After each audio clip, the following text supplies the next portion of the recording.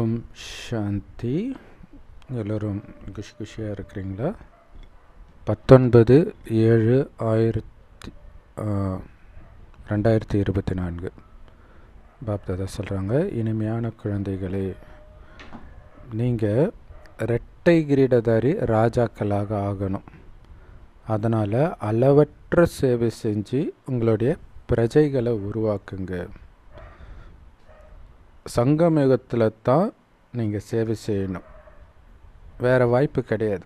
இப்போ மட்டும்தான் சேவை செஞ்சு உங்களுடைய பாக்கியத்தை உருவாக்கிக்கிற வாய்ப்பு, இரட்டை கிரீட ராஜாவாக ஆக்கிக்கிற வாய்ப்பு இருக்குது. ஸோ அதனால் நீங்கள் இப்போ சேவை செய்யணும். இதில் தான் உங்களுக்கு நன்மை இருக்குது. மற்ற விஷயங்களால் நம்மளை பொறுத்த வரைக்கும் கலியுகம் அழிஞ்சிருச்சு. கலியுகத்தின் விஷயத்தில் போனீங்கன்னா உங்களை ஏமாற்றிடும். நேரம் எப்படி போகுதுன்னே தெரியாது.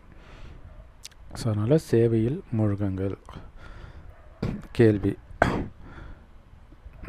நேற்றுமே பாபா சேவையை பற்றி நிறைய சொன்னார். கேள்வி,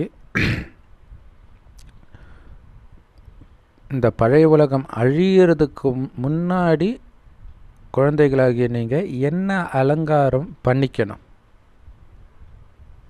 எவ்வளோ சூப்பரான விஷயம் இல்லை? இதுக்கு முன்னாடி உங்களை நீங்கள் அலங்கரிச்சுக்கணும். அது என்ன? பதில், யோக பலத்தினால் உங்களை அலங்காரம் பண்ணிக்கணும். ஏன்னா இந்த யோக பலத்தின் மூலமாகத்தான் ஒட்டுமொத்த உலகமும் தூய்மையாகுது. உலகம் அழிகிற வரையும் தான் டைம், அல்லது நீங்கள் இறக்குற வரைக்கும். ஏன்னா அதுக்கப்புறம் எப்போ பிறந்து, எப்போ ஞானத்தை எடுத்து, எப்போ புரிஞ்சு, இந்த ஜென்மத்தில் நமக்கு எந்த வயசில் கிடச்சிருக்கு பாருங்கள். ஸோ அதனால் யோக பலத்தினால் உங்களை அலங்கரிச்சிக்கணும். இந்த யோக பலத்தின் மூலமாகத்தான் ஒட்டுமொத்த உலகமும் தூய்மையாகுது. நீங்கள் வானப்பிரஸ்த நிலைக்கு போகணும். அதனால் இந்த உடலை அலங்காரம் பண்ண வேண்டிய அவசியம் கிடையாது. ஒரு தாத்தா பாட்டி மேக்கப் போட்டு வந்தால் நல்லாவாக இருக்கும். என்ன தான் விகு வச்சுட்டு வந்தாலும் தெரியும் இல்லை? அதனால் நம்ம தாத்தா பாட்டின்னு புரிஞ்சுக்கோங்க. இங்கே அலங்காரம்ன்றது யோக அலங்காரம், ஞான அலங்காரம். உடல் அலங்காரம் நமக்கு தேவையில்லை. அது ஒரு பைசாவுக்கு பிரயோஜனம் இல்லாததுன்றார் இல்லையா? இதை விட்டுட்டு போகணும். இதை அலங்காரப்படுத்தி அழகாக இருக்குன்னு ரசிச்சுட்டு இருந்தால், அதனால் அதன் மீதுள்ள பற்றை நீக்குங்க. உலகம் அழியறதுக்குள்ள பாபாவை மாதிரியே கருணை நிரம்பியவராகுங்கள். உங்களையும் பிறரையும் ஞானத்தினாலும் யோகத்தினாலும் அலங்காரம் பண்ணுங்க. ஞான கண்ணில்லாத குருடர்களுக்கு வழிகாட்டும் கைத்தடி ஆகுங்கள். ஸோ இதெல்லாம் உலகம் அழியறதுக்குள்ள அல்லது நம்மளுடைய இந்த பிறவி முடிகிறதுக்குள்ளே செஞ்சாகணும். எப்போ வேணாலும் உலகமும் அழியலாம், நம்ம உயிரும் பிரியலாம். சொல்லிட்டு எதுவுமே நடக்காது. திடீர்னு நடக்கும்னு பாபா சொல்கிறார். ஸோ இப்போ கூட நான் ஏன் தப்பு பண்ணணும்? அந்த இல்லையா, ஒரு சின்ன தப்பு கூட நான் ஏன் பண்ணணும்? இது கடைசி நொடி ஆயிடுச்சுன்னா என்ன பண்ணுறது? யோக பலத்திலேயே பாபா நினைவுலேயே இருக்கணும். ஸோ பாபாவை தவிர எந்த நினைவும் வரக்கூடாது. அதுதான் பலம். அங்கே சொர்க்கத்தில் அவ்வளோ அழகாக இருப்பாங்க, சின்ன சலனம் வராது. அவ்வளோ மாட மாளிகைகள் இருக்கும், பேராசை இருக்காது. அங்கே வரிசை கிரமமும் இருக்கும், இவனுடையதை நம்ம அபகரிக்கணும் அந்த மாதிரி எண்ணமெல்லாம் இருக்காது. இங்கே இத்தனை சிசிடிவி கேமரா இருக்கும்போதே எவ்வளோ திருடுறது இதெல்லாம் வேலைக்காரங்க பண்ணுறாங்க. அங்கே பெரிய மாளிகை, அதெல்லாம் யாரும் கண்காணிக்கல முடியாது. எல்லாம் அவங்கவுங்க வேலையை பார்ப்பாங்களே தவிர யாருக்கும் இந்த பொருளை எடுத்து வைக்கணும் இந்த மாதிரி எண்ணம் கூட வராது. ஸோ அந்த மாதிரி உலகத்துக்கு போகிறதுக்கு நீங்கள் தயாராகணும். அது அப்படி எந்த எண்ணமும் வராமல் இருக்கிறதுக்கு காரணம் யோக பலம். அதனால தான் பாபா சொல்கிறார், யோக பலத்தை கூட்டுங்கள். அப்போ தான் சத்தியுகத்தின் ஆரம்பத்தில் வர முடியும். யோக பலம் இருக்கும்பொழுது வீண் எண்ணம் வராது. தேவையற்ற எண்ணங்களை மனம் உருவாக்காது. நம்ம குழந்தையாக இருக்கும்போதே நமக்கு தேவையற்ற எண்ணங்கள் வரல தானே? நம்மளுடைய மிஸ் அழகாக இருந்திருப்பாங்க, கூட படித்தவங்க அழகாக இருந்திருப்பாங்க. அப்போ எந்த எண்ணமும் வரலையே ரொம்ப சின்ன வயசில். அது எப்போ வர ஆரம்பிக்குதோ அப்போ கொஞ்சம் கொஞ்சமாக சக்தி இழக்கிறோன்னு புரிஞ்சுக்கோங்க. ஓம் சாந்தி. பாபா நாம் தூய்மை ஆகிறதுக்கான வழியை காட்டுறதுக்காக வந்திருக்கிறார்.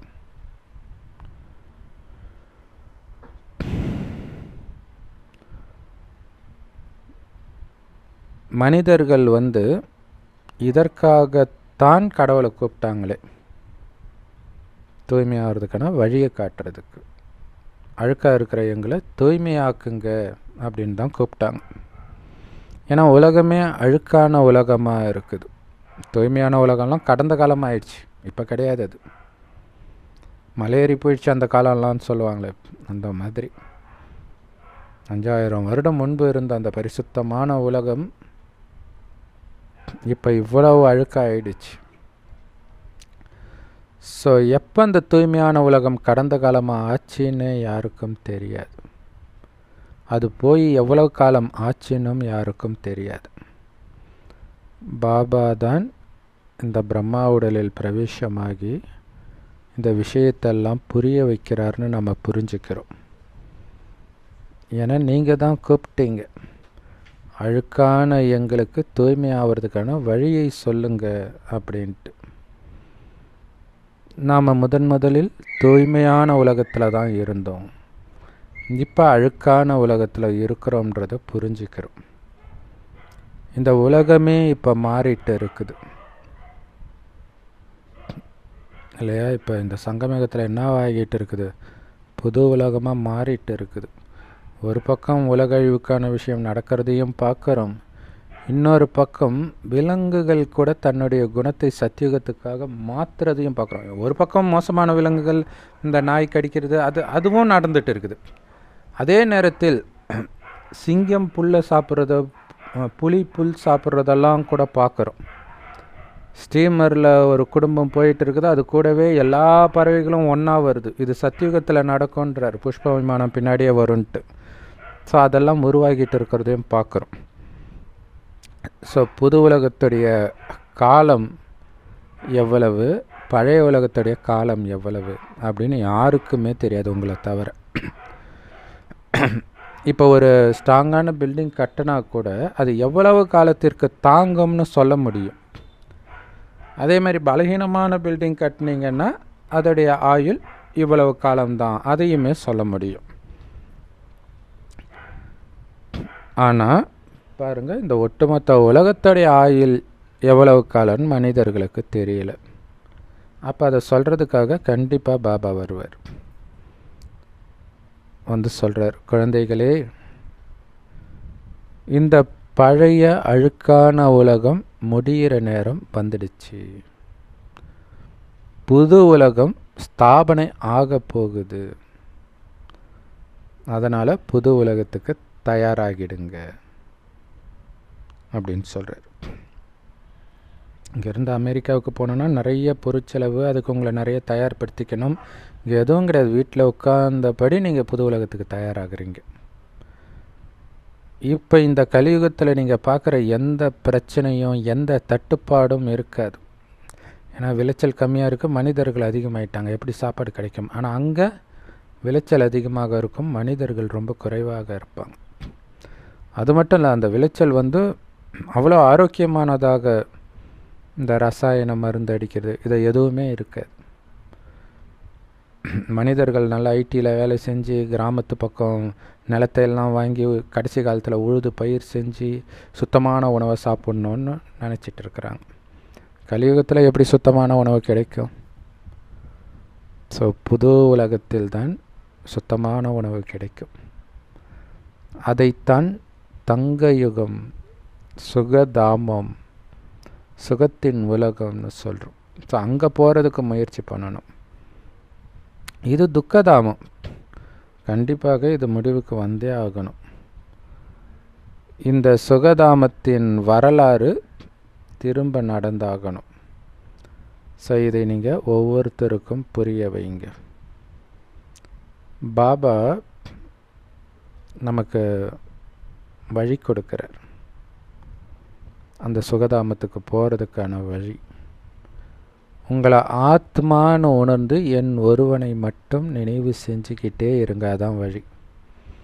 இந்த வழியை மற்றவர்களுக்கும் சொல்லிக்கிட்டே இருங்க. அதுதான் சுகதாமத்தில் உயர்ந்த பதவி அடையிறதுக்கான வழி. ஏன்னா லௌகீக தந்தையை பற்றி நீங்கள் சொல்ல தேவையில்ல, அது எல்லாருக்கும் தெரியும்.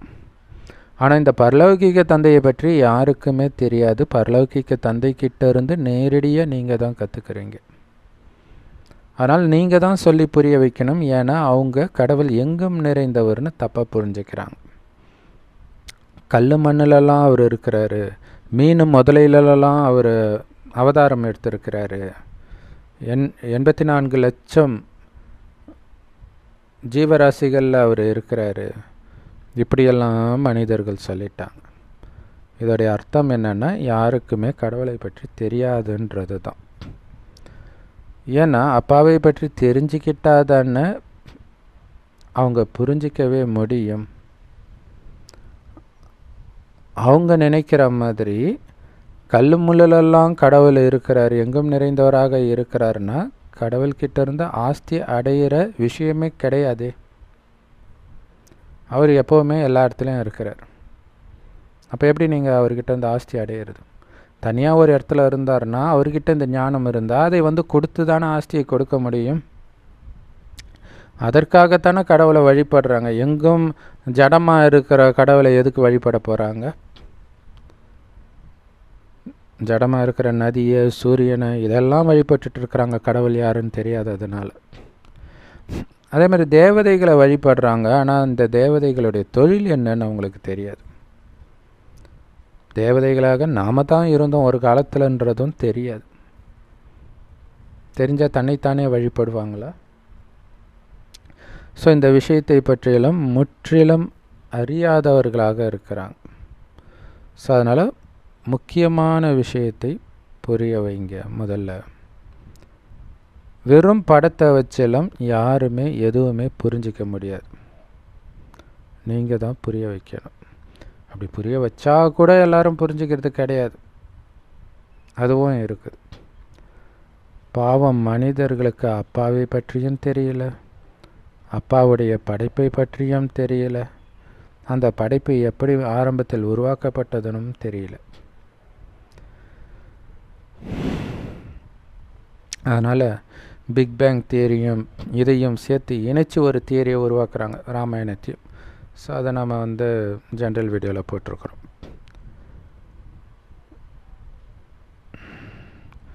தேவதைகளுடைய ராஜ்யம் எப்போ இருந்தது? விழுந்து விழுந்து பூஜை பண்ணுறாங்களே, அவங்களுடைய ராஜ்யம் எப்போ இருந்ததுன்னு கூட அவங்களுக்கு தெரியாது.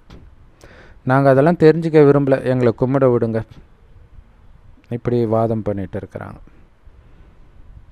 சூரிய வம்ச ராஜ்யம் லட்சக்கணக்கான வருடங்கள் நடந்ததாக அவங்க புரிஞ்சிருக்கிறாங்க. சந்திர வம்ச ராஜ்யமும் அதே மாதிரி லட்சக்கணக்கான வருடங்கள் நடந்ததாக புரிஞ்சுக்கிறாங்க. இதுதான் அறியாமை. ஸோ இப்போ பாபா குழந்தைங்களுக்கு இதையெல்லாம் புரிய வைக்கிற. ஸோ புரிஞ்சுக்கிட்டதை நீங்கள் மற்றவர்களுக்கு புரிய வைக்கிறீங்க. ஸோ பாபாவும் திரும்ப திரும்ப புரிய வைக்கிறார், நீங்கள் மறந்துடுறீங்கன்ட்டு. ஸோ இப்படியெல்லாம் புரிய வைங்க. திரும்ப திரும்ப இந்த விஷயத்த சொன்னால் தான் கொஞ்சமாவது அவங்களுக்கு புத்தியில் ஏறும்ன்றார். அப்படி இல்லைன்னா ராஜ்யம் எப்படி ஸ்தாபனை ஆச்சு? தானாக மக்களாச்சு மன்னராச்சா மாறிச்சா? சும்மாவே உட்காந்துட்டு இருக்கும்போது உலக ராஜ்யம் நடந்துடுமா என்ன? காட்டில் போய் தவம் பண்ணால் திடீர்னு சொர்க்கம் ஆயிடுமா என்ன? ஸோ வீட்டில் இருப்பவர்களும் தேவை. நாடகப்படி அவங்க அப்படி இருக்கிறாங்க. அதே மாதிரி யஜ்யத்தை பார்த்து கொள்பவர்களும் தேவை. அதாவது சரண்டர் பிரதர் சிஸ்டரும் தேவை, குடும்பத்தில் இருக்கிறவங்களும் தேவை. எப்படி அங்கே சந்நியாச மார்க்கத்திற்கு குடும்பத்தில் இருக்கிறவங்க தான் பாலனை பண்ணுறாங்களோ, அதே மாதிரி இங்கே கூட சென்டர் யார் மூலமாக நடக்குது? குடும்பத்தில் இருக்கிறவங்க கொடுக்குற பணத்தின் மூலமாகத்தான் நடக்குது. ஸோ 2 பேருமே தேவை. இதோடைய நினைவாக தான் அங்கே சந்நியாச மார்க்கம் நடக்குது. நிறைய குழந்தைங்க பாபாவை சந்திக்க வராங்க. ஏன்னா சிவபாபா கிட்ட இருந்து மட்டும்தான் ஆஸ்தி கிடைக்கிது. எப்படி லௌகிக தந்தைக்கு ஒரு மகன் பிறந்த உடனே நான் அப்பாவுடைய ஆஸ்திக்கு வாரிசுன்னு புரிஞ்சுக்கிறான். இதே ஒரு பெண் குழந்தை பிறந்துச்சு அப்படின்னா அப்பாவுடைய சொத்து அந்த குழந்தைக்கு கிடைக்காது. ஆனால் திருமணமாகி போகிற இடத்துல ஹாஃப் பார்ட்னர், அந்த பையனுடைய சொத்து அவங்க வீட்டில் கிடைக்கும் இல்லையா, அதில் பாதி அவளுக்கு உரிமை இருக்குது. தங்க யுகத்தில் சொத்துக்காக சண்டையே நடக்கிறது கிடையாது. இங்கே தான் இவ்வளோ சண்டை. அங்கே அங்கே மனம் நல்லா இருக்கிறதுனால ஒழுங்காக கரெக்டாக ஒரு ஆண் குழந்தை ஒரு பெண் குழந்தையும் பிறக்கும் இல்லையா. தங்க இன்னொரு இடத்துல போய் ராணி ஆக போகிறான், பையன் அப்பாவுடைய ராஜ்யத்தை அடைய போகிறான். இங்கே தான் இந்த காம விகாரத்தினால இவ்வளவு பிரச்சனைன்றார். பாருங்களேன், சொத்து பிரச்சனையை சொல்லிட்டு காம விகாரத்துக்காக பிரச்சனைன்றார், காம விகாரத்தினால பிரச்சனைன்றார். ஏன்னா திருமணம் ஆன பிறகு தான் சொத்து பிரச்சனை வருது. காமம் அவன் புத்திக்கு வந்தோடனே அவன் புத்தி பேதலிச்சு போயிடுது. அப்போ தான் அவனுக்கு தேவையற்ற பயமெல்லாம் மனைவி சொல்கிற, நமக்கு ஒரு குழந்தை இருக்குது, அதை பார்த்துக்கணும், சொத்து கேளு சொத்து கேளு. அப்போ சண்டை ஸ்டார்ட் ஆகிடுது. இந்த 5 பூதங்களும் சொர்க்கத்தில் கிடையாது. அங்கே துக்கத்தின் பேரடையாளமே கிடையாது. ஏன்னா அங்கே எல்லோருமே பற்றை வென்றவர்களாக இருப்பாங்க. பற்று இருந்தால் தானே துக்கம் வர்றதுக்கு. எதன் மீதும் பற்று இல்லை, ஆத்மா உணர்விலே இருக்கிறாங்க, ஆத்மாவின் சந்தோஷத்தையே சதா அனுபவம் பண்ணிட்டு இருக்கிறாங்கன்னா அவங்களுக்கு எப்படி துக்கம் வரும்? ஸோ அந்த சொர்க்கம் இருந்தது, இப்போ அது கடந்த காலம் ஆயிடுச்சுன்னு நம்ம புரிஞ்சுக்கிறோம். அதோடைய சித்திரங்கள் இருக்குது. ஸோ இது போன்ற எண்ணங்கள்லாம் குழந்தைகளாகிய உங்களுக்கு மட்டும்தான், அதுவும் இந்த சங்கமயுகத்தில் மட்டும்தான் வருது. வேறு யாராவது சொர்க்கத்தை பற்றி சிந்தனை பண்ணிக்கிட்டே இருக்கிறாங்களா? யாரும் கிடையாது இல்லையா. சொர்க்கம் எப்படி இருக்கும், எப்போ வரும், இதை பற்றியெல்லாம் நாம் தான் சிந்தனை பண்ணிக்கிட்டு இருக்கிறோம் 24 மணி நேரமாக. இந்த காலச்சக்கரம் ஒவ்வொரு 5000 வருடத்திற்கு ஒரு முறை திரும்ப திரும்ப நடக்குது. இது எந்த வேத சாஸ்திரத்திலையும் எழுதப்படலை. சூரிய வம்சமும் சந்திரவம்சமும் 2500 வருடம் ஆட்சி செய்வாங்க அப்படின்னு எழுதப்படலை. ஸோ பாபா நியூஸ் பேப்பரில் படித்தாராம் பிரம்மா பாபா. மனிதர்கள் கவர்னர் மாளிகையில், பரோடாவில் இருக்கிற கவர்னர் மாளிகையில் ராமாயணம் கேட்டுட்டு இருக்கிறாங்களாம். ஏதாவது ஒரு இயற்கை சீற்றம் வந்துடுச்சு அப்படின்னா அவ்வளோதான், அப்படியே பக்தியில் மூழ்கிடுவாங்க. கடவுளை மகிழ்விச்சு நம்ம பாதுகாப்பாக இருக்கணும்ன்ட்டு. கடவுள் ஒன்றும் அப்படி மகிழ்ச்சி அடைகிறவர் கிடையாது. அது நாடகத்தில் பதிவானது நடக்கும். எப்போ அது நிற்கணுமோ அது நிற்கும். மற்றபடி பக்தியினால் கடவுள் ஒருபொழுதும் சந்தோஷம் அடைவது கிடையாது, திருப்தி அடைவது கிடையாது. இருந்தாலும் பக்தி அரைக்கல்பம் நடக்க வேண்டி இருக்குது நாடகப்படி. ஸோ பக்தியில் மனிதர்கள் தங்களுக்கு தாங்களே துக்கத்தை கொடுத்துக்கிறாங்க. எல்லா பக்தியும் பாருங்களாம், நேரத்தை எல்லாம் விட்டுட்டு அந்த சிலைக்கு அலங்காரம் பண்ணி அபிஷேகம் பண்ணி மந்திரம் சொல்லி மணிக்கணக்காக அதிலேயே இருப்பாங்க. அது ஒரு பொம்மை விளையாட்டு. அதனால தானோ என்னவோ குழந்தைய பிறந்த உடனே சொப்பு ஜாமானை தேடி போகுது. பெருசாக இருக்கும்போது பக்தி பண்ணதோடைய பழக்கம். இது இல்லாமல் ரொம்ப தூரத்துக்கு நடந்தே போகிறது, பட்டினி கிடக்கிறது, தனக்குத்தானே துக்கம். இப்போ மெக்காவில் போய் 1300 பேர் வெயிலில் இறக்குறாங்க. சபரிமலைக்கு போகும்போது நிறைய ஆக்சிடெண்ட் நடக்கும். இந்த மாதிரி திரும்ப திரும்ப இப்போ பர்வதமலையில் நிறைய பேர் இறந்தாங்க. ஸோ பக்தி செய்து செய்து தனக்குத்தானே துக்கம். சர்ச்சுக்குள்ளே போய் குண்டை வைக்கிறான், மசூதியில் போய் சுடுறான். எல்லாமே இவங்க பக்தியினால் வந்த வேணை. பக்தி பண்ணியே தன்னுடைய சொத்தை எல்லாம் இழந்துடுறாங்கன்றார். இது குறிப்பாக இந்து மதத்தில் தான் அதிகமாக பக்திக்காக செலவு பண்ணுவாங்க.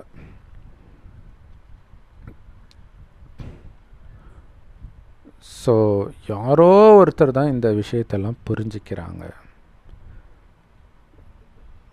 ஸோ எந்த குழந்தைங்க சேவை செய்கிறாங்களோ அவங்க அந்த சேவையின் செய்தியையும் கொடுக்குறாங்க பாபாவுக்கு. இது கடவுளுடைய குடும்பம் அப்படின்னு நம்ம புரிய வைக்கிறோம். கடவுள் வள்ளல், அவர் எதையும் யார்கிட்டையும் அடைவது கிடையாது, பெறுவது கிடையாது. யாருமே அவருக்கு எதுவும் கொடுக்கறது கிடையாது. பக்தியில் நீங்கள் கொடுத்தீங்கன்னா அதுக்கும் கடவுளுக்கும் என்ன சம்பந்தம்? கடவுள் அதை எடுத்துக்கிறாரு. இப்போ கூட நீங்கள் கொடுக்கறத கடவுளாக எடுக்கிறார்.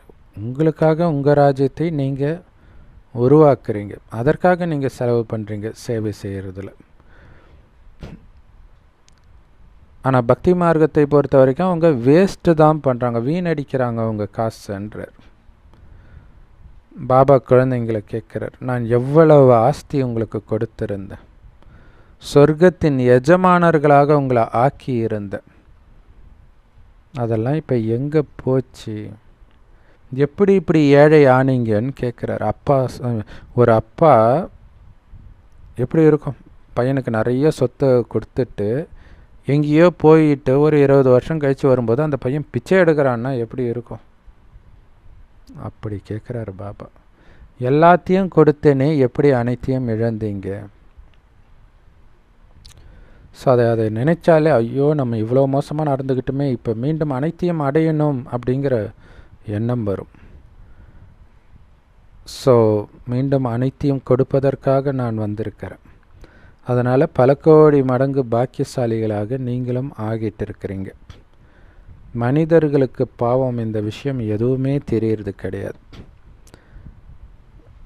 நீங்கள் இந்த பழைய உலகத்தில் இனியும் வாழ வேண்டிய அவசியம் கிடையாது. எப்படி சொல்கிறார்? உலகம் அழிய போகுது அப்படி சொல்லலை, அது அழிய போகுது, அது வேறு விஷயம். ஆனால் அதுக்கு முன்னாடியே கூட நீங்கள் எதுக்கு இங்கே இருக்கணுன்றார். உங்களுக்காக நான் புது வீடு கட்டுறேன், அதுக்கு தகுதிப்படுத்திட்டா அங்கே வாங்கன்றார்.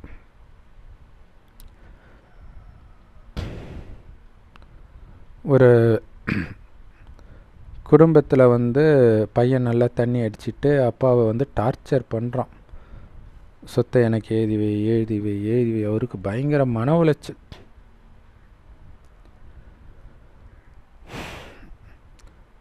அதனால் அவருடைய மனைவியுடைய தம்பி கூப்பிட்றார், வாங்க எங்கள் வீட்டில் இருங்க, இல்லை அது உங்களுக்கு ப்ரெஸ்டேஜ் இஷ்யூ இருந்தால் பக்கத்தில் வாடகை எடுத்து கூட இருங்க அப்படின்ட்டு. நீங்கள் எதுக்கு அங்கேருந்து கஷ்டப்படணும்? இப்போ அந்த வீட்டை நீங்கள் விற்று அவருக்கு காசு கொடுத்துட்டு உங்களுக்கும் கொஞ்சம் எடுத்துகிட்டு நிம்மதியாக வரலாம்ல. ஆனால் அந்த பற்று விட மாட்டேங்குது. அதை தான் பாபாவும் சொல்கிறார், இந்த பற்றை விட்டுருங்க, இங்கே இருக்க வேண்டிய அவசியம் இல்லை, இங்கே என்ன இருக்குதுன்றார். சொர்க்கத்தின் மாட மாளிகை கம்பேர் பண்ணும்போதெல்லாம் இதெல்லாம் குடிசைக்கு சமம். வீடெல்லாம் பொத்துன்னு விழுந்து மண்ணுக்குள்ளே போகிறதெல்லாம் பார்த்துட்டு இருக்கிறோம். அதனால் இப்போவே இதன் மீதுள்ள பற்றை நீக்குங்க. நீங்கள் எவ்வளோ கோடியாக சேர்த்து வச்சாலும் அது உங்கள் கூடவே இருக்க போகிறது கிடையாது இல்லையா? காசு அவங்க கூடவே இருக்க போதா? எல்லாத்தையும் விட்டுட்டு தனியாக தானே வரப்போகிறாங்க. ஏன் அது பின்னாடி அலையிறீங்க? அழிய போகிற உலகத்தில் அழியக்கூடிய செல்வத்தை சேர்க்கறதுல உங்களுக்கு என்ன சந்தோஷம்? அங்கே அழிவற்ற செல்வத்தை சேருங்க. 2500 வருடம் உட்காந்து சாப்பிட போகிறீங்க, எந்த பாவமும் பண்ண மாட்டீங்க.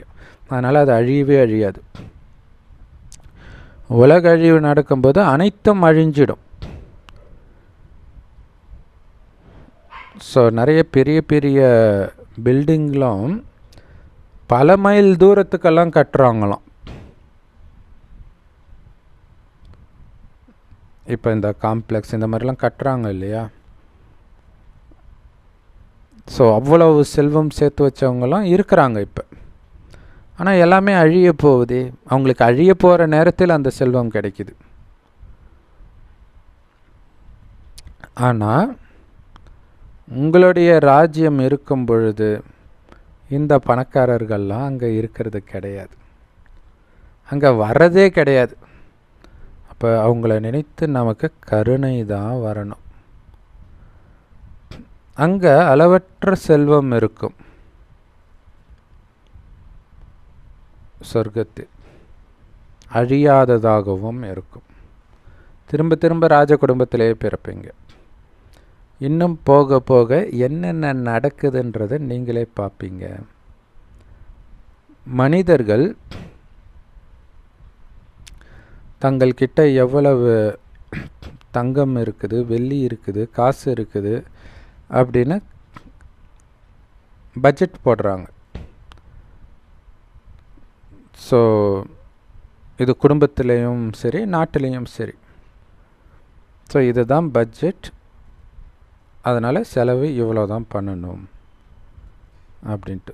ஸோ அவங்க நகை இது வந்து பாபா அரசாங்கத்துக்கு தான் சொல்கிறாரு. அப்போ அவங்க அதிகமாக ஆயுதங்களுக்கு தான் செலவு பண்ணுறாங்க இல்லையா? பக்தி செஞ்சு அழிச்ச மாதிரி இப்போ மக்களுடைய காசெல்லாம் ஆயுதங்கள் வாங்கிறதுல அழியுது. அந்த ஆயுதத்தினால ஏதாவது வருமானம் வருதான்னா எதுவும் வர்றது கிடையாது, அழிவு தான் வருது.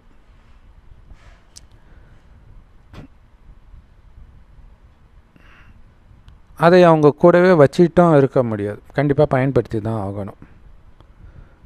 தங்கம் வெள்ளினா நீங்கள் வச்சுருப்பீங்க, ஆயுதத்தை வச்சு என்ன பண்ண போகிறீங்க? ஆனால் தங்க யுகமாக இருக்கும் பொழுது அங்கே தங்க காசுகள் இருக்கும். இப்போவும் தங்க காசுன்னு சேர்த்து வைக்கிறாங்க, பட் அது பரிமாற்றத்தில் இல்லை. காசு கொடுத்து வாங்குறதுல தங்க காசு கொடுத்து வாங்குறது கிடையாது. வெள்ளி யுகத்தில் வெள்ளி காசு இருக்கும். அளவற்ற செல்வம் சொர்க்கத்தில் இருந்தது. ஸோ அது குறைய குறைய பாருங்க, எண்ணத்தை உருவாக்கி இருக்கிறாங்க. காசுக்கு பேப்பரில் அச்சடிக்கிறாங்க, ரூபா நோட்டு. ஸோ அப்போ நாம் அதை இழந்துட்டோம், அந்த செல்வத்தை இழந்துட்டோன்றதுக்கு இது ஒரு மிகப்பெரிய உதாரணம். வெளிநாடு அமெரிக்காவாக இருக்கட்டும், எல்லா இடத்துலையும் பேப்பர் காசு தான், பேப்பர் ஒன்றுத்துக்கும் பயன்படாது. அப்போ என்ன இருக்கும்? அந்த பெரிய பெரிய பில்டிங் எல்லாம் அழிய போகுது. இப்போ அந்த பேப்பர் காசு கூட இல்லை இல்லையா? இருக்கிறதா நீங்களே நினச்சிக்கோங்க. அது நெட் பேங்கிங்கில் பண்ணுறாங்க இல்லையா? அதனால தான் பாபா சொல்கிறாரு, இனிமையிலும் இனிமையான குழந்தைகளே, உங்கள் ஊனக்கண்களால் எதையெல்லாம் பார்க்குறீங்களோ அது இல்லவே இல்லைன்னு புரிஞ்சுக்கோங்க. அப்போ தான் நீங்கள் புத்திசாலி. ஏன்னா அது இல்லாமல் போகுது, அதுக்கு முன்னாடியே இல்லைன்னு புரிஞ்சுக்கோங்கன்றார். நம்ம அடிக்கடி சொல்லுவோம், ஒரு சகோதரிக்கு முன்கூட்டியே கனவுல நிறைய விஷயங்கள் தெரியும். அந்த மாதிரி அவங்க அப்பாவுடைய மரணம் தெரியுது. அது சின்ன வயசுலேயே தெரியுது. ஒரு வயோதிகரில் ஒரு நடுத்தர வயதினர் அந்த ஃப்ரீசர் பாக்ஸுக்குள்ளே இருக்கிறது. பெருசாகும்போது அவங்க அப்பா முகம் அது மாதிரி மாறும்போது கண்டுபிடிச்சிட்டாங்க, ஆஹா இவரை தான் நம்ம பார்த்துருக்குறோம். இப்போ பயம் வந்துடுச்சு, இப்போவே என்னை விட்டு போகிறாருல அப்படின்ட்டு அவர் கூட பார்க்குறதே அவாய்ட் பண்ணுறாங்க. ஏன்னா அதை பார்க்க பற்று வருன்றது அவங்களுக்கு தெரியுது பாருங்கள். அதனால தான் பாபா சொல்கிறார், பார்க்குறதெல்லாம் இருக்க போகிறதில்லன்னு நினச்சிக்கோங்க. இப்போ தான் புத்திசாலி. வீட்டில் அப்பாவை பாருங்கள், இருக்க போகிறதில்ல. அம்மாவை பாருங்கள், இருக்க போகிறதில்ல. கணவன் பாருங்கள், இருக்க போகிறதில்ல. மனைவி இருக்க போகிறதில்ல. குழந்தை இருக்க போகிறதில்ல. இது சதா மனதில் இருந்தால் மட்டுமே வெறும் இறைவன் நினைவில் நீங்கள் மேலே போக முடியும். இல்லைன்னா இறந்தவர்களை நினைத்து நீங்களும் இந்த மரண உலகத்திலேயே பேயா சுத்த வேண்டியது தான். அதை காப்பாற்றுறதுக்கு தான் உன்னுடைய உண்மையான அப்பா நான் வந்திருக்கிறேன்றார். நம்ம போலியான அப்பாவை பிடிச்சிட்டு இருக்கிறோம். உண்மையான கணவன் நான் வந்திருக்கிறேன்றார். போலியான கணவன், போலியான குருமார்களை பிடிச்சிட்டு இருக்கிறோம். அவங்களாம் இல்லவே இல்லைன்னு புரிஞ்சுக்கோங்கன்ற. அதுதான் மகாபாரதத்தில் கூட கிருஷ்ணர் அர்ஜுனனை நோக்கி அம்பு விட சொல்லும்போது அவங்களாம் ஏற்கனவே செத்து கிடக்கிறாங்கன்றார். இல்லவே இல்லைன்னு புரிஞ்சுக்கோன்றார். எல்லாமே அழிய போகுது. இது ரொம்ப முக்கியமான லைன். இது உடல்கள் கூட ஒரு பைசாவுக்கு பிரயோஜனம் இல்லாத மிக பழைய துர்நாற்றம் வீசக்கூடிய நோயுள்ள உடலாக மாறிடுச்சு. அழகாகவே இருந்தால் கூட அது ஒரு பைசாவுக்கு பிரயோஜனம் இல்லாதது தான். பார்க்குறதுக்கு அழகாக இருக்கலாம், ஆனால் உள்ளுக்குள்ளே 1000 நோய் இருக்கும், துர்நாற்றம் வீசும், பழசு தான். ஸோ அழகாக இருக்கிறது பார்த்தா வெளிநாட்டில் வெள்ளையாக இருப்பாங்க, அழகாக இருப்பாங்க. இங்கேயுமே கூட வடநாட்டிலலாம் அழகாக இருப்பாங்க. ஆனாலும் ஒரு பைசாவுக்கு பிரயோஜனம் இல்லைன்றார். ரொம்ப அழகாக இருக்கிறவங்களும் விதவிதமான நோயில் கஷ்டப்படுறதெல்லாம் நம்ம பார்க்குறோம், பெரிய பெரிய நடிகைகள்லாம் இல்லை. நிறைய பேருக்கு கேன்சர் வருது. ஸோ எவ்வளவோ பார்க்குறோம். அதனால் எதுக்கும் பயனில்லாத அந்த உடலை நீ ஏன் பார்க்குறன்ற? அழிவற்ற ஆத்மா மட்டும்தான் உன் கண்ணுக்கு தெரியணுன்ற. அதுதான் தினம் முரளியில் பாபா சொல்கிறார். இந்த உலகம் இன்னும் கொஞ்ச நேரத்துக்கு தான் இருக்க போகுது. எல்லாம் சில காலன்றாங்களே, ஒட்டுமொத்த உலகமே இன்னும் கொஞ்ச நேரம் தான் இருக்க போகுது. ஸோ இந்த உலகத்துக்கு எந்த கேரண்டியும் கிடையாது இத்தனை வருடம் கண்டிப்பாக இருக்கும்ன்ட்டு. ஸோ நிறைய பேர் எல்ஐசி போடுறாங்க, இது போடுறாங்க. உண்மையில் அவங்கள நினைக்கும் போது பரிதாபமாக இருக்குது. போன எதுவும் திரும்ப வரப்போகிறது கிடையாது. பாருங்கள், மனிதர்கள் எங்கேயோ உட்காந்துட்ருக்காங்க, உட்காந்துட்டு இருக்கும்போதே டக்குன்னு ஹார்ட் ஃபெயிலியரில் இறந்துடுறாங்க, ஸ்ட்ரோக்கில் இறந்துடுறாங்க, ஃபிட்ஸ் இறக்குறாங்க. மனிதனுக்கு எந்த உத்தரவாதமும் இல்லை. பாபா அப்போவே சொல்லியிருக்காரு, 69க்கு முன்னாடி வந்த முரளி இது. இப்போ திரும்புகிற பக்கமெல்லாம் அது நடக்கிறத பார்க்குறோம், இன்டர்நெட் இருக்கிற காரணத்தினால. சத்தியுகத்தில் இப்படியெல்லாம் நடக்காது. யோக பலம் இருக்கும் பொழுது கல்ப விருட்சம் மாதிரி உங்களுடைய உடல் நிரந்தரமாக இருக்கும். நிரந்தரமாக இருக்குன்னா மரணமே இருக்காதுன்னு அர்த்தம் கிடையாது. 150 வருடம் வரைக்கும் எந்த நோயும் இல்லாமல் இருக்கும்னு அர்த்தம்.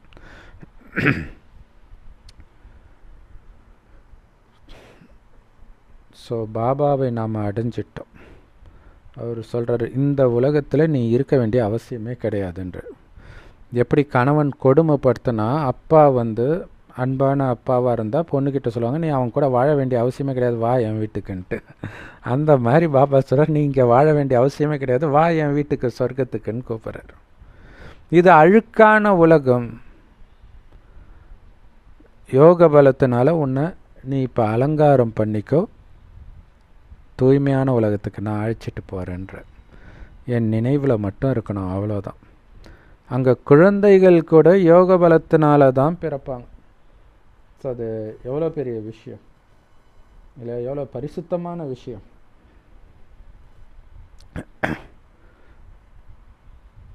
ஸோ இப்போ குழந்தைங்க அம்மா குழந்தை எப்படி பிறக்குதுன்னு சொன்னால் அம்மாவால் குழந்தைக்கு சொல்ல முடியுமா?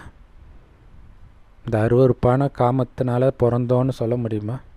ஆனால் அங்கே சொல்லலாமே, யோக பலத்தினால பிறந்தோன்ட்டு. ஸோ அதனால தான் யோக பலத்தை அதிகப்படுத்துங்க. அங்கே குழந்தைகள் கூட யோக பலத்தில் தான் பிறக்கிறாங்க. விகாரத்தின் விஷயமே கிடையாது. அங்கே யோக பலத்தினால ஒட்டுமொத்த உலகத்தையும் நீங்கள் தூய்மை ஆக்குறீங்க. அந்த விகார துர்நாற்றமே அங்கே எங்கேயுமே வீசாது. அப்போ பாபா சொல்கிறார், யோக பலத்தினால எப்படி குழந்தை பிறக்கும்னு யோசிக்க வேண்டிய அவசியம் இல்லை. ஏன்னா யோக பலத்தினால ஒட்டுமொத்த உலகத்தையே நீங்கள் தூய்மையாக்குறீங்கன்னா மற்றதெல்லாம் ஒரு பெரிய விஷயமானு கேட்குறார் இல்லையா? பாபாவுடைய நினைவில் ஆத்ம உணர்வில் இருந்து இருந்து இருந்து உலகத்தையே தூய்மையாக்கணும்னா குழந்தையை உருவாக்குறது பெரிய விஷயமா? புது உலகத்தையே உருவாக்கும் பொழுது. ஆனாலும் நம் குலத்தை சார்ந்தவர்களுக்குத்தான் இது புரியும்.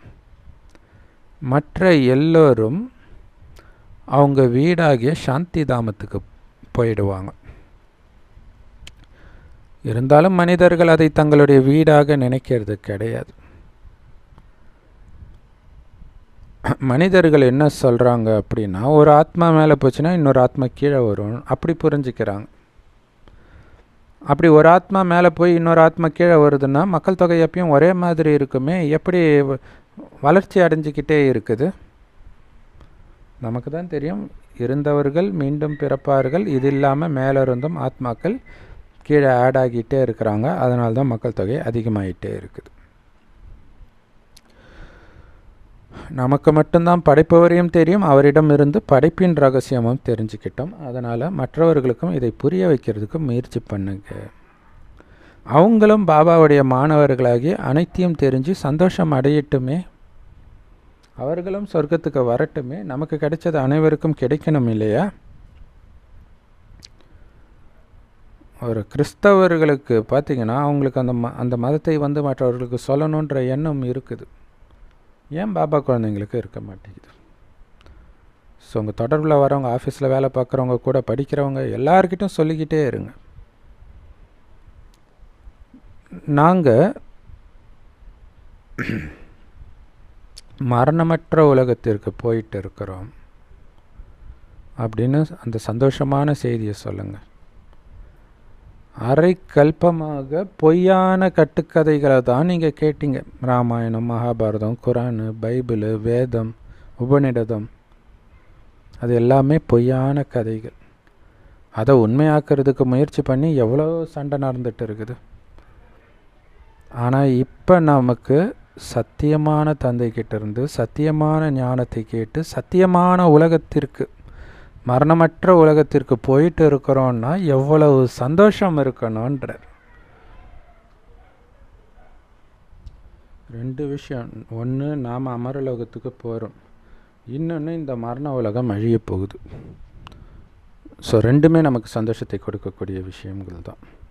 ஆனால் இந்த மரண உலகத்தில் தான் அமர உலகத்துக்கு போகிறதுக்கான முயற்சியை நம்ம பண்ணுறோம். அதை புரிஞ்சுக்கணும். ஸோ அதனால் எவ்வளவு முடியுமோ அவ்வளோ முயற்சி பண்ணுங்கள். எவ்வளவு முடியுமோ அவ்வளவு சந்தோஷத்தின் கஜானாக்களை இங்கேயே நிரப்பிட்டு போங்கன்ற. இல்லை, எந்த அளவுக்கு பாபா நினைவில் இருக்கிறீங்களோ, ஞானத்தை மற்றவர்களுக்கு கொடுக்குறீங்களோ, ஞானத்தை தாரணை பண்ணுறீங்களோ, இவை அனைத்தும் இப்போவே உங்களுக்கு சந்தோஷத்தை கொடுத்துக்கிட்டே இருக்கும். சந்தோஷத்தின் கஜானா நிரம்பிக்கிட்டே இருக்கும். அது 2500 வருடத்துக்கு உங்களை தொடர்ந்து வந்துக்கிட்டே இருக்கும். ஸோ அதனால் இந்த அழிவற்ற வருமானத்தை சம்பாதிக்கிறதுலேயே நாள் முழுவதும் பிஸியாக இருங்க. உங்களுடைய புத்தி பையை நன்றாக இந்த ஞான ரத்தினங்களால் நிரப்பிக்கோங்க. உங்களுடைய நேரத்தை ஒரு வினாடி கூட வீணாக்காதீங்க.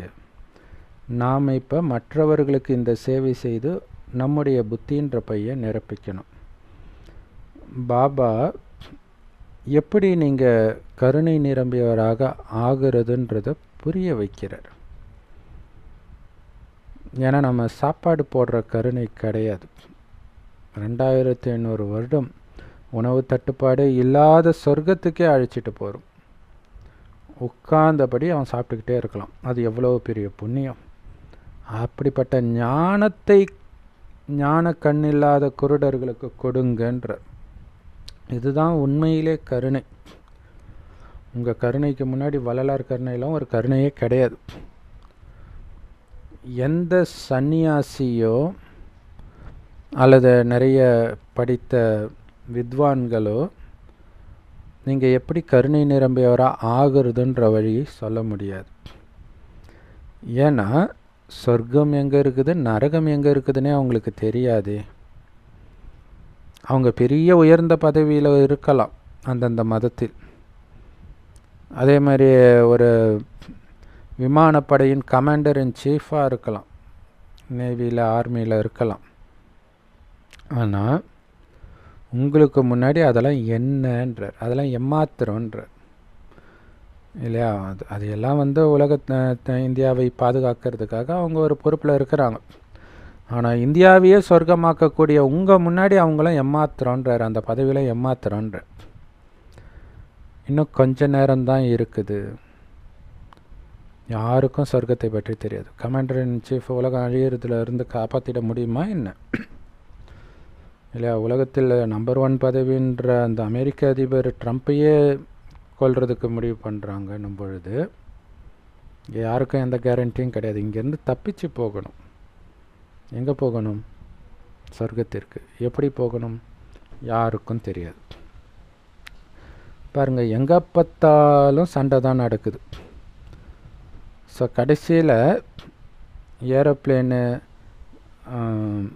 போர் வீரர்கள் இதெல்லாம் தேவைப்படாது. ஏன்னா எல்லாமே அழிய போகுது. கொஞ்சம் மனிதர்கள் மட்டுமே மீதி இருப்பாங்க. இந்த லைட்டு, ஏரோப்ளேனு இதெல்லாம் இருந்துடும்ன்றார். அதுதான் அங்கே புஷ்ப விமானமாக மாற்றம் அடையுது. ரொம்ப சின்ன உலகம்தான் இருக்கும், பாரதம் மட்டுமே இருக்கும். எப்படி மனிதர்கள் வந்து சின்ன சின்ன மாடல் உருவாக்குறாங்களே சொர்க்கத்தை, அந்த மாதிரி இருக்கும். ஆனால் எப்படி கடைசியில் எல்லோருக்கும் மரணம் வரும்ன்றது யாருடைய புத்தியிலும் இல்லை.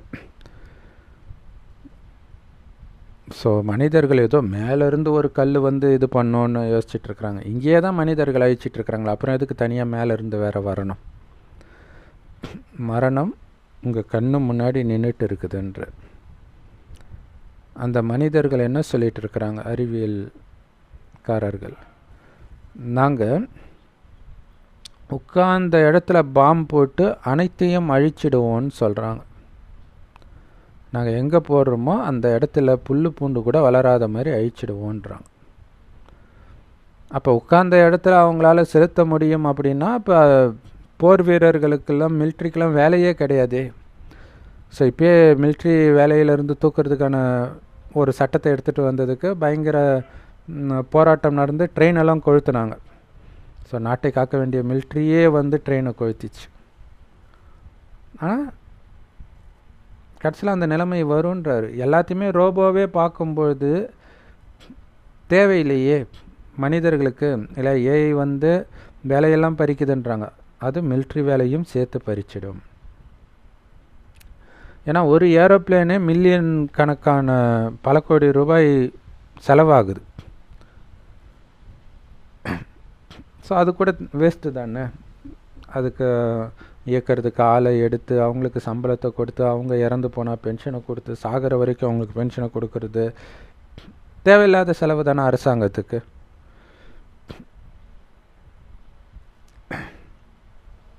ஸோ மனிதர்கள் வந்து நிறைய தங்கம் வச்சிருக்கிறாங்க,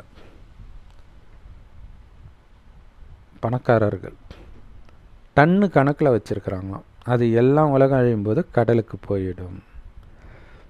ஸோ இந்த இல்லை பெரிய பெரிய பணக்காரர்கள் நீங்கள் பார்த்தீங்கன்னா, இந்த ராபர்ட் கியோசகி இவங்கெல்லாம் வந்து கோல்டில் போடுங்க, ரியல் எஸ்டேட்டில் காசை போடுங்க, மற்றபடி இந்த காசுடைய வேலையெல்லாம் குறையும், இது கூட தெரியலன்ட்டு கிளாஸ் எல்லாம் எடுக்கிறாங்க. ஸோ கண்டிப்பாக அவங்கள ஃபாலோ பண்ணுறவங்களாம் நிறைய தங்கம் சேர்த்து வச்சுருப்பாங்க. ஆனால் தங்கத்தை சாப்பிடவா முடியும்?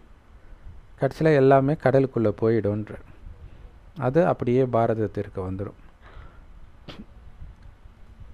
இந்த ஒட்டுமொத்த உலகமும் ராவண ராஜ்யம் ஒரு தீவு மாதிரி தான் இருக்குது. இதில் எண்ணற்ற மனிதர்கள் இருக்கிறாங்க. ஆனால் ராமாயணத்தில் தனியாக அந்த இலங்கையில் தான் சீதையை கடத்திட்டு போனதாக புரிஞ்சுக்கிட்டாங்க. அனைத்து ஆத்மாக்களும் சீதை தான், அனைத்து ஆத்மாக்களும் ராவணனுடைய ஜெயிலில் தான் இருக்கிறோம், இந்த 5 விகார சிறையில் தான் இருக்கிறோம். நீங்கள் எல்லோரும்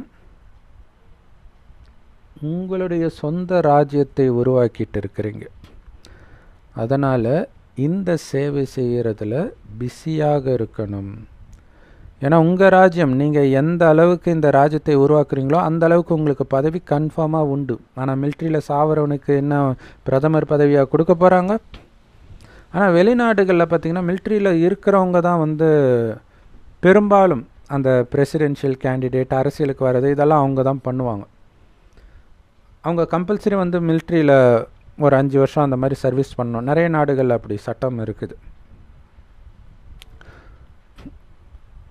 ஸோ நம்ம இவ்வளோ கஷ்டப்பட்டுருக்குறோம், ஏன் நாட்டை வேறு யாரோ ஆண்டு தவறான முடிவு எடுக்கணும்?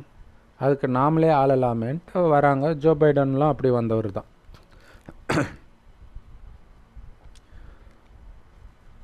ஆனாலும் மிலிட்ரியில் இருந்த எல்லாருக்கும் பதவி கிடைக்கிறது கிடையாது. அதே மாதிரி அதுவும் ஜோ பைடனுக்கு எப்போ கிடைக்குது? 90 வயசுக்கு மேலே கிடைக்குது. ஆனால் இங்கே நீங்கள் பண்ணுற சேவைக்கான பலன் அங்கே குழந்தையிலேயே கிடைச்சிடுது. அதனால தான் தங்க ஸ்பூனோட பிறக்கிறீங்கன்னு பாபா சொல்கிறார். ஸோ அப்போ என் ராஜ்யத்தை நான் உருவாக்குறேன்றதே உங்களுக்கு சந்தோஷத்தை கொடுக்கணும். அது அந்த சேவையிலே இருக்கும்போது தான் அந்த சந்தோஷத்தை உங்களால் அனுபவம் பண்ண முடியும். பாருங்கள், ஏதாவது ஒரு வெள்ளம் வந்துச்சுன்னா மனிதர்கள் எல்லாம் எவ்வளோ பிஸியாகிடுறாங்க. ஸோ எல்லாருக்கும் சாப்பாடு கிடைக்கணும்னு அது வரைக்கும் எந்த பொதுநலமும் இல்லாதவன்லாம் அப்போ உதவி பண்ணுவான். ஸோ தண்ணி வர ஆரம்பித்தோடனே ஓட ஆரம்பிச்சிடுவாங்க உதவி செய்கிறதுக்கு. ஸோ அப்போ யோசிச்சு பாருங்கள், உலகம் எப்படி அழியும், அந்த அழிவு நேரம் எப்படி இருக்கும். இங்கே சாதாரண வெள்ளத்துக்கே இப்படின்னா கடைசி நேரத்தில் பயங்கரமாக இருக்குமே. ஏன்னா உலகத்தை சுற்றி கடல் இருக்குது இல்லையா, அதுவே உலகத்துக்கு ஆப்பு வைக்கிறதுக்கு தான் இருக்குது. எப்போ அழிவு ஏற்படுதோ அப்போ திரும்புகிற பக்கமெல்லாம் தண்ணி இருக்குன்றார் பாபா. க்ளூ கொடுக்குறார் உலக அழிவு எப்படி நடக்கும்ன்ட்டு. பிரளயம் வருமா வராதுன்னு பாபா சொல்லுவார், ஆனால் வரும்ன்றது தான் இப்போ இந்த முரளியில் இருக்குது. அதில் ஒரு சில இடங்கள் தப்பிக்குது, அதுதான் சொர்க்கமாக இருக்குது. ஸோ பிரளயம்னா ஒட்டுமொத்தமாக பூமியை மூடுறது, அந்த மாதிரி இல்லாமல் சில இடங்கள் தப்பிக்குது.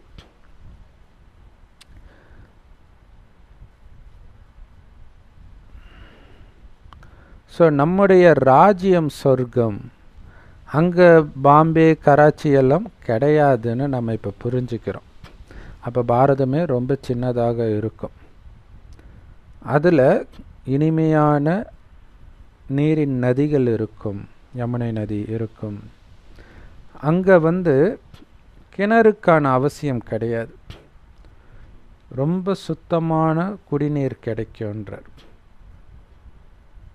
அந்த நதிக்கரையில் எல்லோரும் விளையாடுவாங்க, எந்த விதமான அழுக்குக்கான விஷயமும் அங்கே கிடையாது. அதோடைய பேரே சொர்க்கம்ன்றார். மரணமற்ற உலகம், அமரலோகம். மனிதர்கள் அமரலோகன்ற பேரை கேட்ட உடனே பாபா கிட்ட உடனடியாக இதை படித்து முழு ஆஸ்தி அடையணும்னு விரும்புகிறாங்க, சொர்க்கத்தின் பேரை கேட்ட உடனே. ஸோ தானும் படித்து மற்றவர்களையும் படிக்க வச்சு அனைவருக்கும் இந்த செய்தியை கொடுங்க. யார் முந்தைய கல்பத்தில் இந்த ஆஸ்தியை அடைஞ்சாங்களோ அவங்க தான் மறுபடியும் அடைவாங்க. மனிதர்கள் முயற்சி செய்வாங்க கடைசி நேரத்தில். பாவம் மனிதர்களுக்கு அப்பாவையே தெரியல. பாபா சொல்கிறார், தூய்மையாகுங்கள்.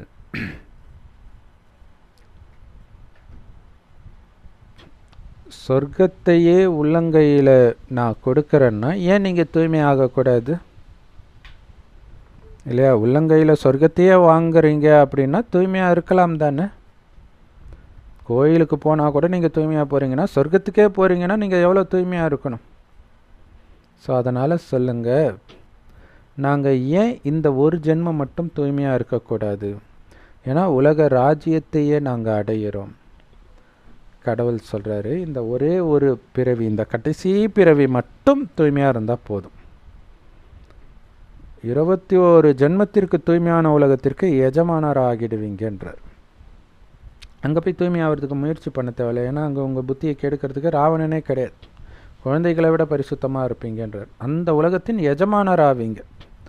ஸோ அங்கே அழகான மனைவி, அழகான கணவன் இருந்தால் உங்களுக்கு பிரச்சனை கிடையாது. ஆனால் இங்கே அழகே இல்லாட்டினா கூட பிரச்சனை தான், எங்கே பார்த்தாலும் கள்ள தொடர்பு. ஸோ அதனால் பாபா சொல்கிறார், இந்த ஒரு பிறவி மட்டும் என்னுடைய ஸ்ரீமத்தை ஃபாலோ பண்ணுங்க. இதோடைய நினைவார்த்தம் தான் ரக்ஷபந்தன் அப்படின்னு சொல்கிறார் இல்லையா? ரக்ஷபந்தன் சகோதரி சகோதரனுக்கு ராக்கி கட்டுவாங்க. ஸோ ரக்ஷபந்தன் அப்படின்னா ரக்ஷனை பாதுகாக்கிறது, பாதுகாக்கும் ஒரு பந்தனம் இந்த சகோதரன் சகோதரி உறவு அப்படின்னு அர்த்தம். அது மாதிரி ஒட்டுமொத்த உலகத்தையே பாதுகாக்கிறது இந்த சகோதரன் சகோதரி உறவு அல்லது தூய்மை. அப்போ நாங்கள் ஏன் தூய்மையாக இருக்க மாட்டோம்? நாம் இப்போ தூய்மையாக இருக்கிறதோடைய நினைவாக தான் அங்கே ரக்ஷபந்தனே கொண்டாடுறாங்க. சகோதரன் சகோதரி காமத்தில் ஈடுபடாமல் இருக்கிறதா பெரிய விஷயம்? கணவன் மனைவியே ஒருவரை ஒருவர் சகோதரன் சகோதரியாக நினைத்து தூய்மையாக இருக்கிறது, அதுக்கும் மேலே சகோதரன் சகோதரனாக நினைத்து தூய்மையாக இருக்கிறது தான் பெரிய விஷயம். அதன் மூலமாக தான் சொர்க்கத்திற்கு போகிறாங்க. எல்லையற்ற தந்தை உங்களுக்கு உத்தரவாதம் கொடுக்கிறார், 21 ஜென்மத்திற்கு தூய்மையான உலகத்தின் எஜமானராக இந்த ஒரே ஒரு பிறவினை தூய்மையாக இருந்தா அப்படின்னு சொல்கிறார். ஸோ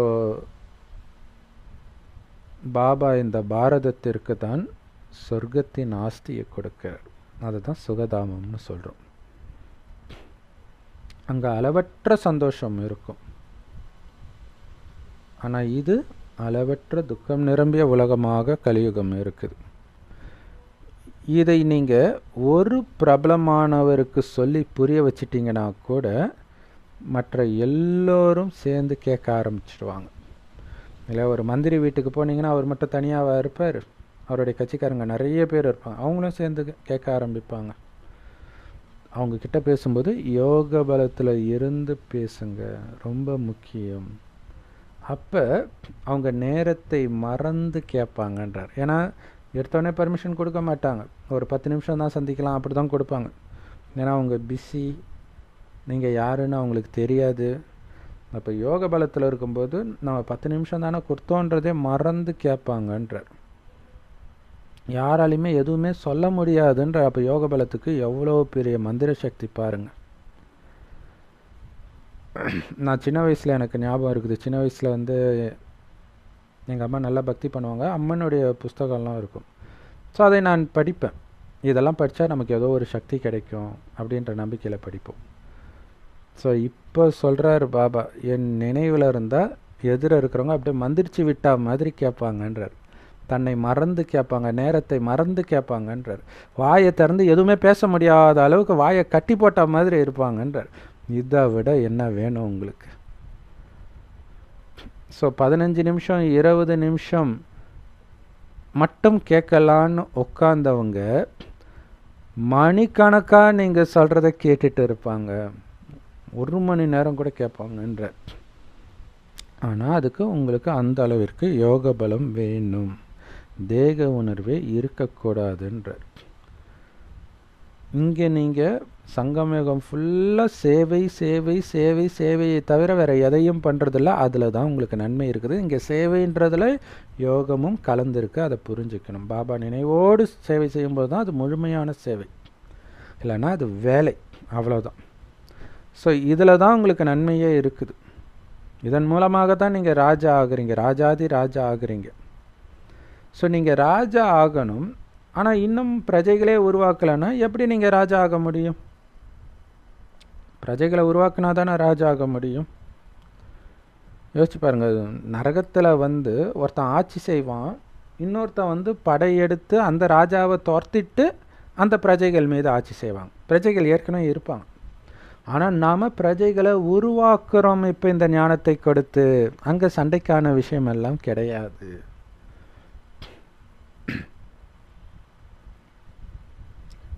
பாபா ஒன்றும் அப்படியே ராஜா பதவியை தூக்கி கொடுத்துட மாட்டார் எதுவுமே பண்ணாமல். பிரஜைகள் இரட்டை கிரீடதாரிகளாக ஆகிறாங்களா என்ன? அப்போ உங்களுடைய லட்சியமே இரட்டை கிரீடதாரியாக ஆகிறது தான். ஸோ குழந்தைங்களுக்கு பாபா ஊக்க உற்சாகத்தை கொடுக்கிற. உங்களுடைய தலையில் பல ஜென்மத்தின் பாவங்கள் இருக்குது. அவை யோக பலத்தினால் மட்டுமே அழிக்கப்படும். ஆனால் பல ஜென்மத்தில் நீங்கள் என்ன பாவம் செஞ்சீங்கன்னு உங்களுக்கு ஞாபகம் இல்லாமல் இருக்கலாம். ஆனால் இந்த ஜென்மத்தில் என்ன பண்ணீங்கன்னு தெரியும்ல. இது சொல்லும் இதுக்கு முன் ஜென்மத்திலலாம் நீங்கள் என்னென்ன பண்ணியிருப்பீங்கன்ட்டு. ஸோ அதையெல்லாம் பாபாவுக்கு சொல்லுங்கள். ஸோ அந்த பாவத்திலிருந்து விடுபடு அந்த பாவத்தை செய்ய. அப்போ ஒரு தூண்டுதல் கிடைக்கும்போது நீங்கள் காமத்தில் விழறது ஆகட்டும், அல்லது கோபப்படுறது, அல்லது கொலை பண்ணுற அளவுக்கு வெறி வர்றது, அல்லது கொலையே பண்ணுறது, அந்த தூண்டுதல் வந்துடுச்சுன்னா வருதுன்னா உள்ளுக்குள்ளே இன்னும் எவ்வளோ ஒளிஞ்சிட்டு இருக்குது மிருகம். தூண்டுதல் வரும்போது தெரியும். அடுத்த தூண்டுதல் வர்றதுக்கு முன்னாடி இருக்கிற இடம் தெரியாமல் அனைத்தையும் அழிங்க. எப்படி? என்ன ஆனாலும் அமைதி அமைதி அமைதி, சுபபாவனை. இது எப்போ சாத்தியம்? பாபா நினைவிலேயே மூழ்கி பாபா கூடவே இருக்கும்போது தான் சாத்தியம். ஸோ அதற்காகத்தான் பாபா இந்த ராஜயோகத்தையே கற்றுக் கொடுக்கிறார், அனைத்து பாவங்களையும் அழிக்கிறதுக்கு. இது ஒரு பிறவிக்கான யோகம் கிடையாது இல்லையா? யோகம் ஒரு பிறவிக்கான, இதோடைய பலன் 21 பிறவிக்கு. அதே மாதிரி பாவம், இந்த ஒரு பிறவிக்கான பாவம் மட்டும் அழியறதில்லை. 2500 வருடம் துவாபரக ஆரம்பத்தில் வந்து நீங்கள் செய்த அவ்வளவு பாவத்தையும் அழிக்கணும். அப்போ நேரத்தை வீணாக்கலாமா? பாபா சொல்கிறார் பாருங்க, சேவையில் பிஸியாக இருக்க இருக்க தேக உணர்வு குறைஞ்சிடும்ன்றார். ஏன்னா இதை பற்றி மட்டும்தானே சிந்தனை பண்ணிக்கிட்டே இருக்க போகிறீங்க. ஒவ்வொரு தடவையும் ஆத்மா நினைங்க, பரமாத்மா நினைங்கன்னு சொல்லும்போது கொஞ்சமாவது நீங்கள் ஆத்மான்னு நினைக்க மாட்டீங்க. உங்களுக்கு நீங்களே கொஞ்சமாவது பரமாத்மாவை நினைக்க மாட்டீங்க. கொஞ்சமாவது எதிர இருக்கிறவங்கள அதை சொல்லும்போதாவது நீங்கள் ஆத்மான்னு பார்க்க மாட்டீங்க. அதுதான் பாபா சொல்கிறார், சேவை வந்து லிஃப்ட்டு இந்த ஞானத்தில் முன்னேறதுக்கு அப்படின்னு பாபா சொல்கிறார். ஸோ தமோ பிரதானத்திலேருந்து சதோ பிரதானம் ஆகிறதுக்கான வழியை பாபா சொல்கிறார். மற்றபடி கருணை வேணும், ஆசீர்வாதம் வேணும்னா போய் சாது சன்னியாசிக்கிட்ட கேளு. இங்கே நீ முயற்சி பண்ணணும். உனக்கு நீ தான் ஆசீர்வாதம் கொடுத்துக்கணும், நீ தான் கருணை வச்சுக்கணும். படுத்து தூங்கிக்கிட்டே நான் ஃபஸ்ட் மார்க் வாங்கினா எப்படி? எடுத்து படித்தா தானே வாங்க முடியும். அதேமாதிரி சொர்க்கத்தின் பதவியும் தானாக கிடைக்காது. நீ தான் முயற்சி பண்ணணும்.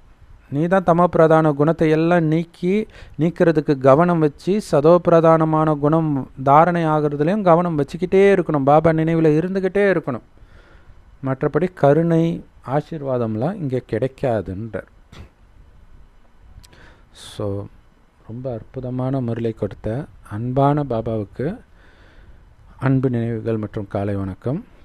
பாபா சொல்கிறாரு, அமரலோகத்திற்கு போகிறதுக்காக சங்கம யுகத்திலேயே சந்தோஷத்தின் கஜானாக்களால் உங்களை எவ்வளவு முடியுமோ அவ்வளவு நிரப்பிக்கோங்க.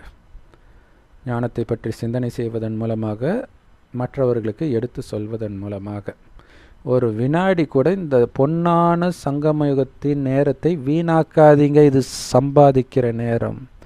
ஒரு சுவாசமும் சம்பாதிக்கிற நேரம். ஒரு விஐபி இருக்கிறாரு, ஒரு நடிகரே இருக்காருன்னு வச்சுக்கலாம், பெரிய நடிகர் அஜித் விஜய். நான் இன்டர்வியூ எடுக்கிறேன்னா வாப்பா வந்து எடுன்னு சொல்லுவாரா? ஏன் சொல்ல மாட்டார்? ஏன்னா அவங்களுக்கு ஒரு நிமிஷமும் வந்து காசு. அதை அவங்க வீணாக்க மாட்டாங்க. ஆனால் அதை விட மிகப்பெரிய விவிவிஐபி நீங்கள் தான். அப்போ நீங்கள் நேரத்தை வீணாக்கலாமல் தேவையற்ற விஷயத்தில், உலகில் சிற்றின்பத்தில், மற்றவர்களை பற்றி பொருளை பேசுகிறதில்ல. ஸோ அதனால் உங்களுடைய புத்தின்ற பையில் பாபாவுடைய ஞானம், சக்திகள், தெய்வீக குணங்கள் 21 பிறவிக்கு தாக்கு பிடிக்கிற அளவுக்கு ஆழமாக நிரப்புங்க. கருணை நிரம்பியவராகி மற்றவர்கள் ஞான கண்ணில்லாத குருடர்களுக்கு வழிகாட்டும் கைத்தடியாக மாறுங்க. இந்த சொர்க்கத்தை உள்ளங்கையில் அடையணும் அப்படின்னா கண்டிப்பாக நீங்கள் தூய்மையாக இருக்கணும். சதோப்பிரதானம் ஆகிறதுக்கான யுக்திகளை உருவாக்குங்க. உங்கள் மேலேயே முதல்ல உங்களுக்கு கருணை இருக்கட்டும் இல்லையா? சொர்க்கத்தின் ஆஸ்தி கிடைக்குது, அதை நீங்களே அழிச்சிடக்கூடாது. கழுதை வந்து நேற்று சொன்னார் இல்லையா, மண்ணில் புரண்டு தன்னைத்தானே அழுக்காக்கிக்கொண்டு, அந்த மாதிரி பண்ணக்கூடாது.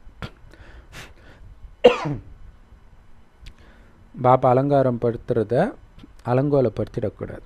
அந்த அலங்காரம் கலையாமல் இருக்குதான்னு செக் பண்ணிக்கிட்டே இருக்கணும் மனம்ன்ற கண்ணாடியில். யோக பலத்தை அதிகரிச்சுக்கிட்டே இருங்க, சேமிங்க. செம பவர்ஃபுல்லான வரதானம் ஸ்லோகன்.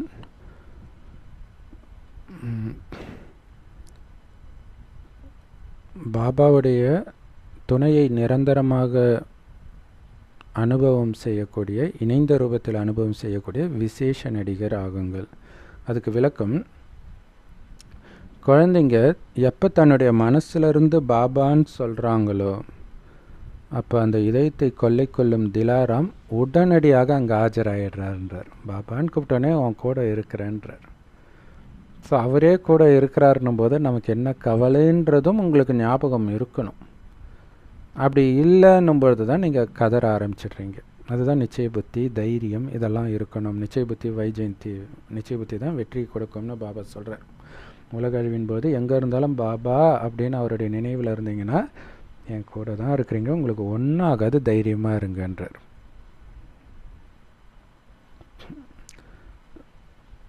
ஸோ அதனால தான் மனிதர்கள் என்ன பண்ணிட்டாங்க, கடவுள் எங்கும் நிறைந்தவர்னு சொல்லிட்டாங்க. கூப்பிட்ட உடனே அவர் வந்துடுறதுனால எங்கும் நிறைந்தவர்னு சொல்லிடுறாங்க. விசேஷ ஆத்மாக்கள் எப்போவுமே பாபாவோட இணைந்த ரூபத்தில் தான் இருப்பாங்க. பக்தர்கள் என்ன சொல்கிறாங்க, நான் பார்க்குற இடமெல்லாம் கிருஷ்ணா, பார்க்குறதெல்லாம் நான் கிருஷ்ணரை மட்டுமே பார்க்கிறேன் அப்படின்னு சொல்லிகிட்ருக்குறாங்க பக்தர்கள். அந்தந்த சிவபக்தர்கள் சிவனை சொல்லுவாங்க, கிருஷ்ண பக்தர்கள் கிருஷ்ணனை சொல்லுவாங்க, ராதை பக்தர்கள் ராதாவை சொல்லுவாங்க. ஓகே, ஆனால் குழந்தைகளாகிய நீங்கள் என்ன சொல்கிறீங்க தெரியுமா? நாங்கள் எங்கே போனாலும் என்ன செய்தாலும் பாபா எங்கள் கூடவே இருக்காருன்னு சொல்கிறீங்க. ஏன்னா அவரை எப்படி அழைச்சிட்டு போகிறதுன்னு உங்களுக்கு தெரியும். பாபான்ற எண்ணத்தோடு போனீங்கன்னா அவர் உங்கள் கூடவே இருக்கார். ஸோ அவர் தான் செய்விப்பவராகவும் இருக்கிறார், கராவன்ஹார் செய்பவராகவும் இருக்கிறார். ஸோ செய்பவரும் செய்விப்பவரும் இணைந்து இருக்கிறார். இல்லை, இந்த காரியத்தை நான் செய்யலை, என் உடலை பயன்படுத்தி செய்விப்பவர் செய்து கொண்டிருக்கிறார், எனக்கு என்ன கவலை? அப்போ எதுவுமே செய்யாத மாதிரியே இருக்கும். அது அப்படி தான் போகும் உலகமே.